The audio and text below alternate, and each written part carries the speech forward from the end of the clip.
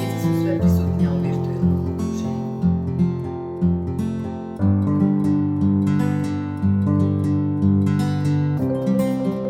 Pametno napravljen internet uporabljaju se mlajši i brzo stvara starši.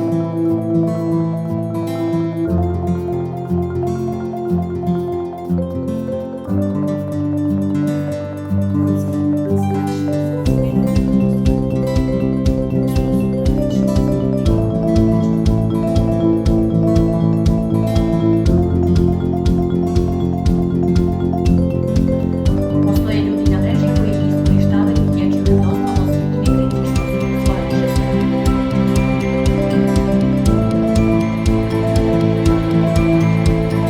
The internet allows offenders to access children under the pretext of friendship.